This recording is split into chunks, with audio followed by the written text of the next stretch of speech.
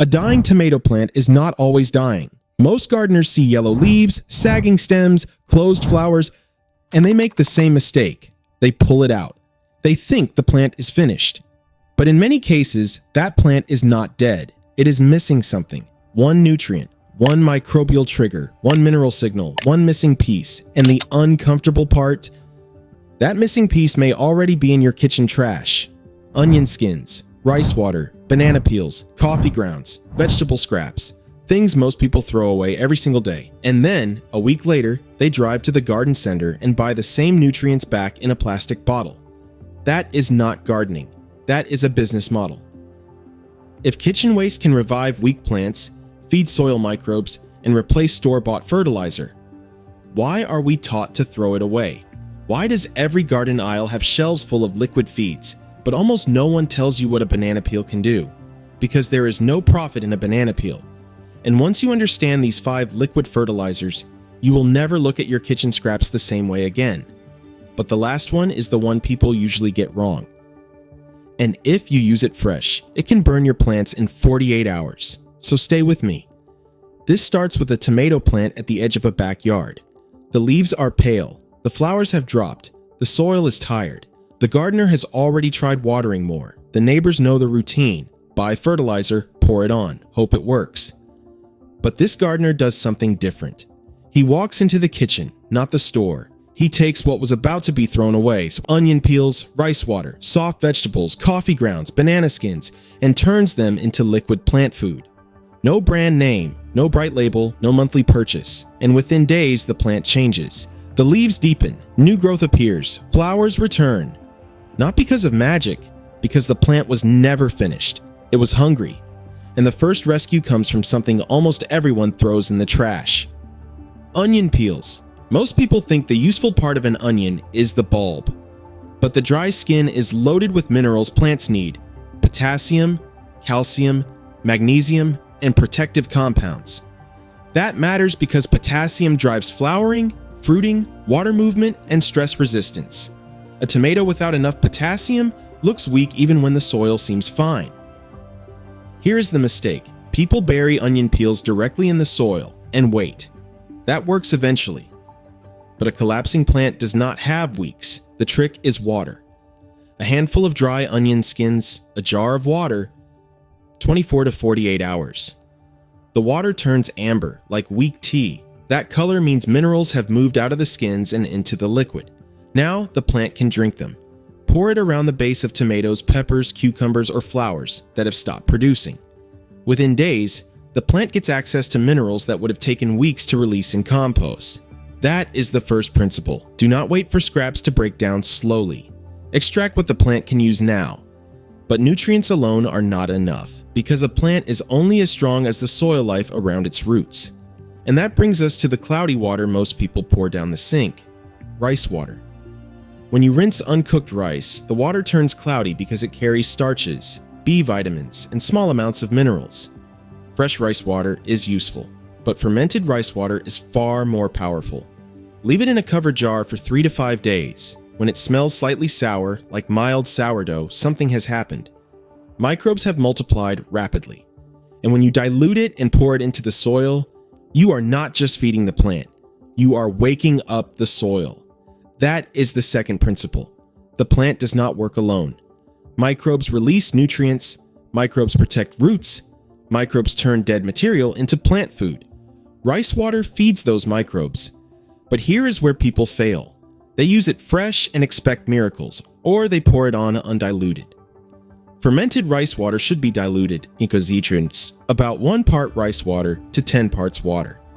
Used correctly, it helps rebuild the living support system around your plants. But what if the plant is already collapsing? What if it does not have time to wait for the soil to recover? Then you need something stronger. Vegetable scrap digestate. Every kitchen has it. The forgotten tomato, the wilted lettuce, the soft cucumber, the spinach that never made it into dinner. Most people throw it away, but green kitchen scraps are loaded with nitrogen, and nitrogen is the nutrient most responsible for leafy growth, strong stems, and recovery after stress. This is where the old rule of plant growth matters. A plant is limited by what it lacks most. Every other nutrient is available, but nitrogen is short. The plant stops at nitrogen. So take soft vegetable scraps, crush them into a bucket, cover them with water, keep them submerged, and let them ferment for about 2 weeks.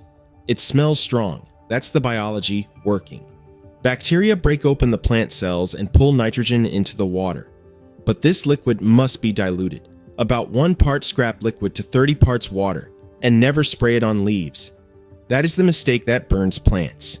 This is root zone food. Applied correctly, it can bring pale, tired plants back into growth within days.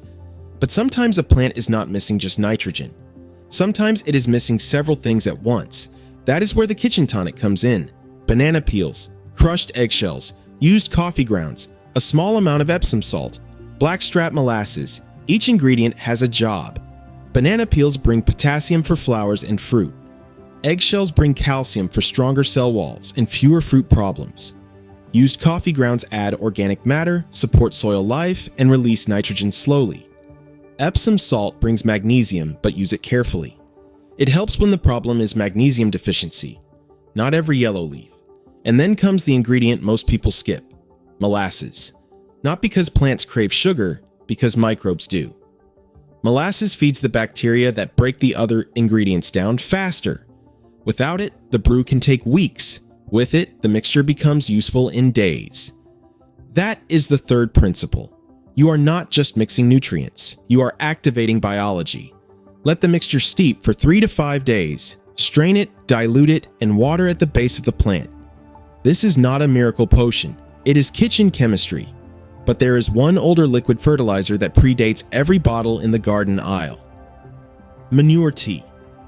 Before synthetic fertilizer, farms ran on manure, compost, and soil life.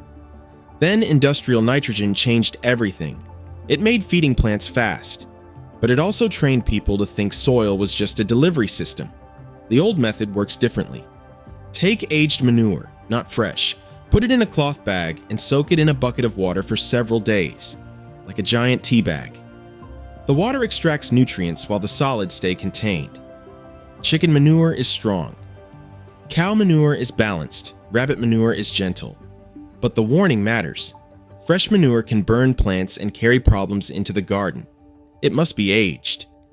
Then dilute the tea until it looks like weak iced tea and apply it to the soil in the cool part of the day, morning or evening, not in brutal midday heat.